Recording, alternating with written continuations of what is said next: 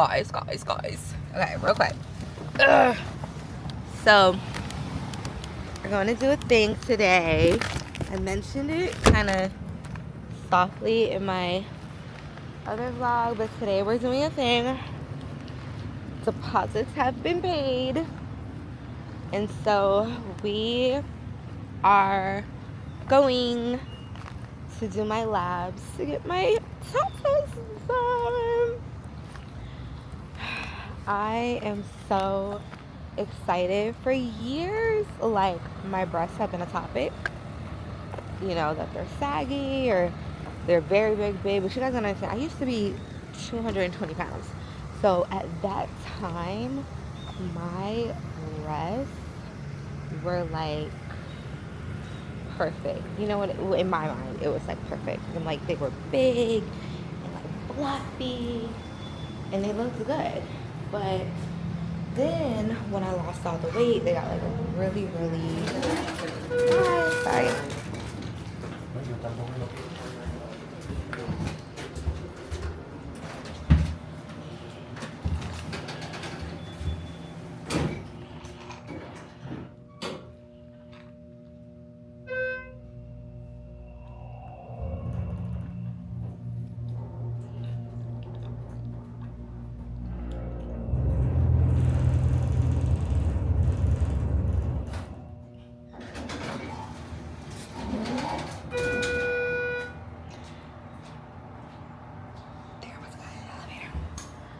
Then when I lost the weight, they got really deflated and really sagged.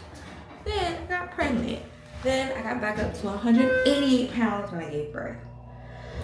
Then I started breastfeeding. And then they kind of like filled back out. I don't know. Like they're not as saggy as they were when I just lost all the weight. Like they're a little bit more full. And I think that's because of the breastfeeding of the baby. We are at the doctor's office. Drinking a lot of water because you're not going to do labs, have to pee, blah, blah, blah, blah, blah. I'm going to try to vlog. But, yeah. So, I never really wanted to get my boobs done. It wasn't like a big thing to me. The only surgery I've ever had on my body, ever, was the gastric sleeve. And I felt like that was like life-saving. So when it came to like the tata-datas, it wasn't like a big thing for me to do. Like it wasn't like necessary. But my husband's business is doing really, really well. He offered, it's on the table. I don't want to get a BBL because ever since I had the baby, my ass is so big. It's wide. Like I'm getting a mommy ass. Like you ever had your mom? You'd be like, damn, your mama ass big. That's me. Like my ass got big out of nowhere since I had the baby. So I don't want to get a BBL. I'm already spreading. So I'm gonna get my tatas done. Alright, let's go. Okay.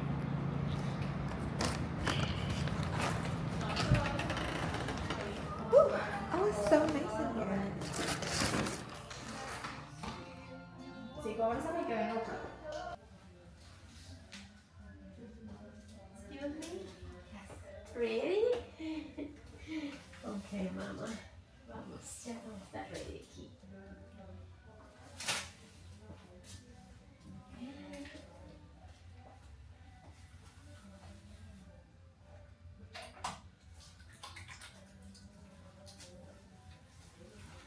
Excuse me.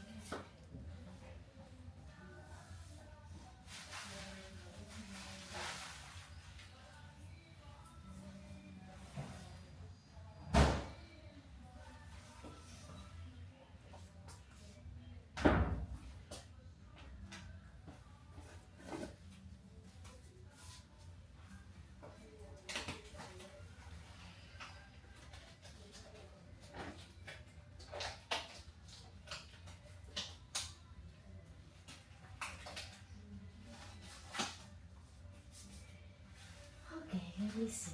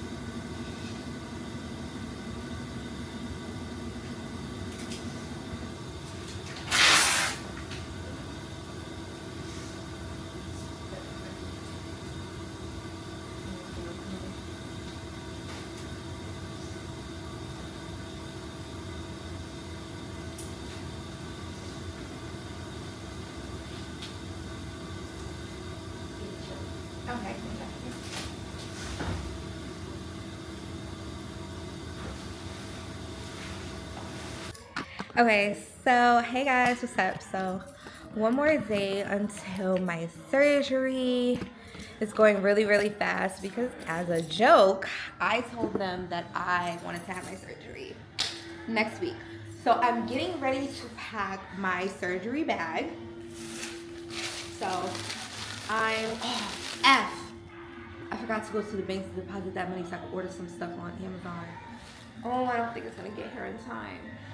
It's not gonna get here in time. I'm still ordering. So I got some women's underwear. Depends. Like diapers for people. Once I had my C-section, these are what I wore for the whole entire week. They helped me because having to rush and run to go to the bathroom after surgery sucks. So these are gonna go in my surgery bag. Well, I'm gonna put like 2 in my surgery bag because I'm only gonna be there for a day. I have to start taking my medication tomorrow. I bought some makeup and some headbands, and I also bought some nail glue because I'm gonna I have to take off my nails, but I'm gonna do some press-on toenails. Yeah, sorry. And so the other things that I got were some compression socks. I got some compression socks. And some deodorant, spray deodorant to make it easier. I can't wear deodorant on the day of my surgery. So when I get out of surgery, hopefully I'll be able to spray myself with some deodorant. Yeah. Okay, and so yeah, that's it. Once I'm done packing my bag and getting my pajamas and everything like that, I'm gonna lay out the kids' school clothes for the next 3 days. My husband, child's gonna be in charge of the kids, and so to make it easier for him, I'm just gonna lay out the kids' uniforms, pressed and ready to go for the week. My cousins and everybody's gonna be coming in throughout the week to like help with the kids. And so hopefully by like Wednesday, I'll be up and running. After I had my C-section, like I was pretty mobile.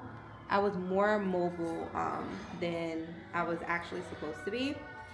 And so I'm hoping that will be the same case for this surgery. I'm really excited.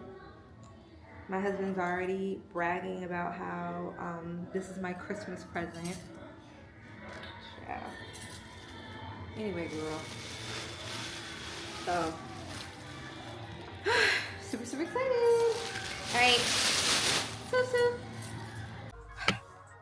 Being a mom is the most frustrating job I've ever had in my life. I am 4 days post-op. Y'all see I'm in this car, right? 4 days post-op. During this time, let me tell y'all how this schedule has been breaking down. So during this time, my husband takes my kids to school every day, which is usually what I do. He takes my children to school. And he drops them off at school. And then my family, my cousins, would go, or my husband's nephew picks Tyron up from school and then picks Trace up from daycare and then brings them home and then does homework, feed, whatever. Tyron goes to tutoring, picks him up from tutoring, brings back home. And then my other cousins come and do the night shift, which is feeding the children, washing them, putting them to bed, and then my husband comes home from work and like does everything else, right? That was the plan. I am 4 days post-op.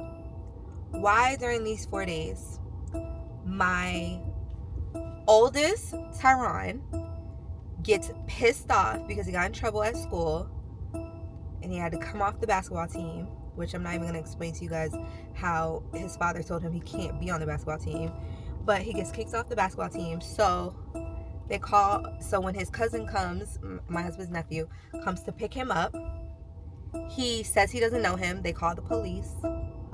All this other stuff. They're calling me. All that, like, oh, this person is trying to take him. Tyron says he doesn't know him. But mind you, this is his cousin he sees every day. He works at the club every day.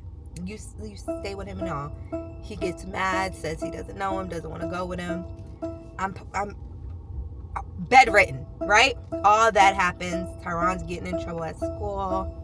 Cool. Now, here's Trace.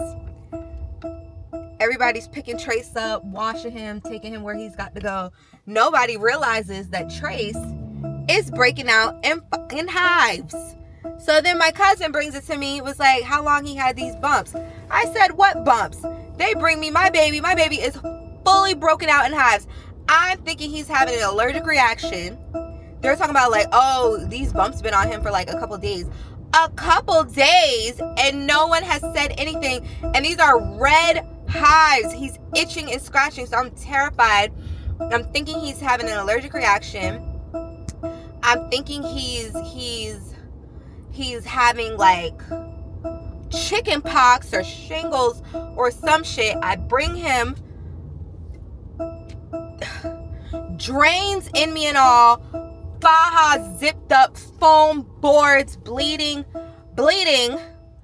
out. Bring him to the hospital with no clothes on because I'm that dramatic. And come to find out, he has hand and foot mouth disease. Great. So after all the shenanigans and Tom fucking foolery of me being out of commission for 4 days, I just said F it. I'm getting in the car.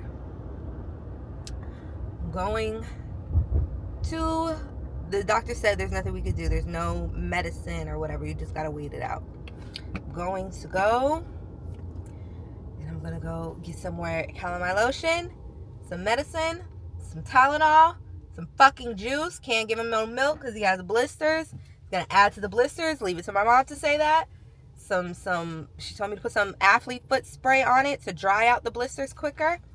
Then Tyron's on punishment. So now I gotta go to the Dollar Tree and get word puzzle books for him to do during the weekend. And all this to say,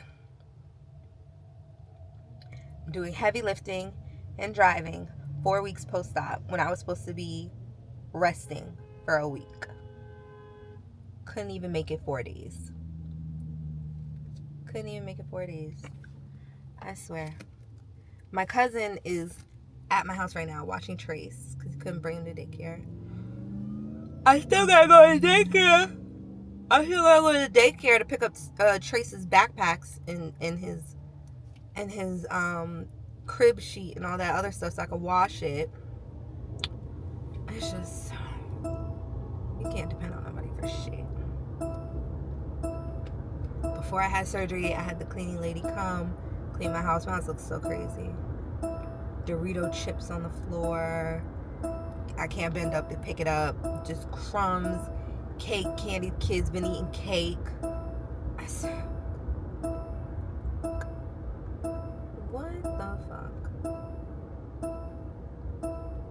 And you're wondering why the beeping, I can't put on my seatbelt. For obvious reasons. So sad. It's 11 o'clock. I really want to pick up Tyron from school early. I just can't. So exhausted. I think that's what I'm going to do. I'm going to pick him up like at, he gets out of school at 2. I think I'm going to pick him up at 1:30. No, I got to pick him up before 1:30. So I would say about like 1:10 I'm going to pick him up.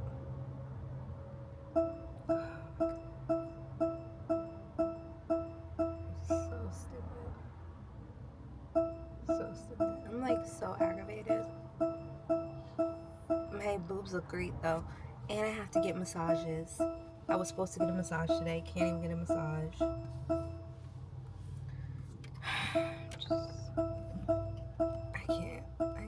I can't win for losing. I gotta hire me a babysitter. I have to hire me a babysitter. One of my business goals for next year is to get a temporary like babysitter babysitting service. It's not a daycare. It's like a babysitting service. I was talking about it with my husband. So mad ordered. They're coming to me. You can always depend on my mom. My mom just ordered me a bunch of groceries. See what I'm talking about? When you have good parents, she ordered me a bunch of groceries. Wow. And so, who was I saying? We wanted to do like a short-term babysitting service at one of the office spaces next to the club and the smoke shop. Mostly for those freaking girls. My husband hired over 30 baby mamas who are always calling out or coming late because of something with their kids, which is understandable. I'm a mom, so definitely I understand. But like, when it's one person once every blue moon, it's everybody every blue moon, but when you have like 30 people doing it at once, you're like, this is so frustrating. So we were coming up with the idea for next year to open up a short-term babysitting service that's not a daycare, where if the girls are working a certain amount of hours, they can come and drop off their kid for like, girl, $100 a month. $100 a month, drop your kid off for the time of your shift. And also, another reason why I wanted to do it was so I had a safe place to like drop my kids off for like an hour, 2 hours, so I can go grocery shopping or do whatever I have to do. That's one thing I love about my husband. He likes to party and drink. He opened a club. He likes to have people that smoke. He doesn't smoke anymore, but people that smoke and stuff like that, he opens up a smoke shop. He likes to eat, opened up a full service kitchen. I told him I like coffee. He opens up a coffee shop. We need a babysitter. We're opening up a babysitting service. That's the type of life you gotta live. All right, now I have to figure out, I don't know how I'm gonna do this because I can't lift anything. I don't know how I'm gonna do this. I don't know how I'm gonna do this. I can't lift anything. I have to go to the grocery store and get stuff. Alright, I'm not even gonna take my camera in there because I'm really about to cry. I'm so frustrated. Alright, BRB.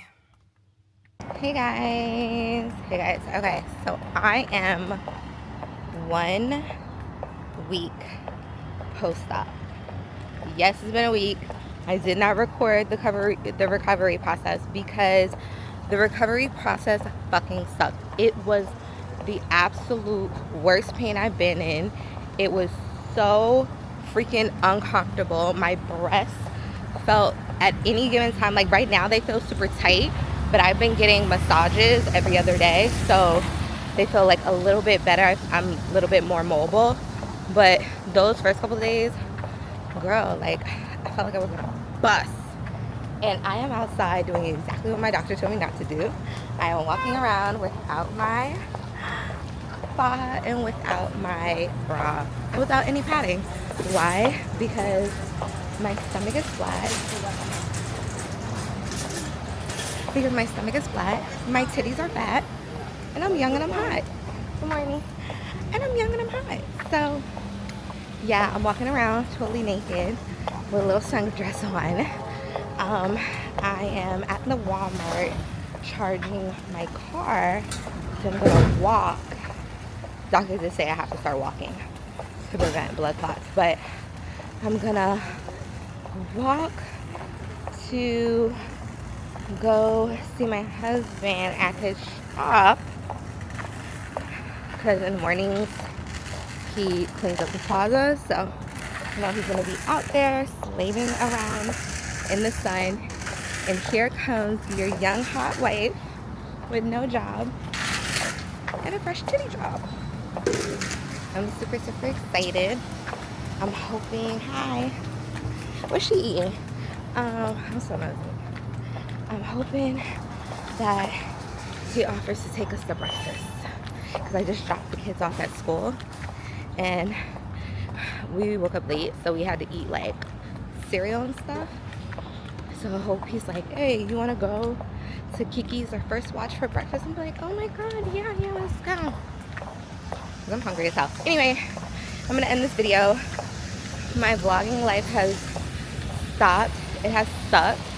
I haven't been doing any like brand deals or anything like that because I've been so focused on my coffee shop. I failed my plumbing and my electrical inspection twice. Child. Anyway, so that was like a big disappointment, but it's gonna be okay. Coffee shop is still on its way.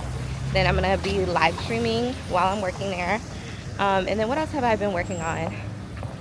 I've been working on like a few things, so I haven't had time to like vlog or pay attention to like online stuff because I'm trying to get my real life together. That's the problem. That's why a lot of content creators' lives be falling apart, because they're so focused on content that they don't set themselves up for their real life. You know, this internet world is not going to be around forever. We've seen platforms come and go, so like you have to make sure you have a steady, stable income with something that's tangible, something in the real world. So a little read. Ooh, girl. Ooh, girl, this heat right here. Ooh, shit, this heat right here. But you know, I have a lot of stuff coming up. Our 1-year anniversary at the club is on Friday. We have Fredo Banks coming. Then we have Rick Ross, Nino Breeze, Zoe Brinks. We have Love and Hip Hop tapings at the club. We have a lot of stuff going on, so I just been really busy. Probably won't record any of that stuff because I just feel like it's not boring, but it really ain't got nothing to do with me. Like the club and the people that be coming there, it's just great, but it's not really anything that I find super interesting.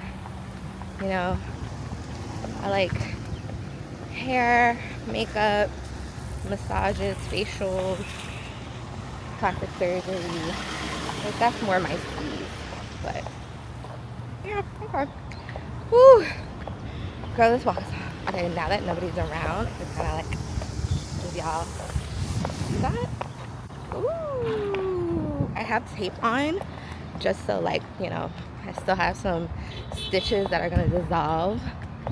But my doctor is really nice. I've been going to my follow-up every couple of days, going back to the doctor so they can check on everything. They're taking pictures every single day to just like make sure everything's developing good. I've been getting my massages. I'm gonna let y'all know, the first couple of massages be so painful. You'd be like, nah, I'm not doing this. But you have to, because I had a fat transfer. I got the fat taken out of my stomach and put in my breast, so I don't have breast implants. But yeah, you have to get those massages. That's the only way. I'm like, right now, 1 week post-op, I'm really supposed to be on bed rest, but because I just feel so more motion, I can move around better. And I attribute that to the massages. So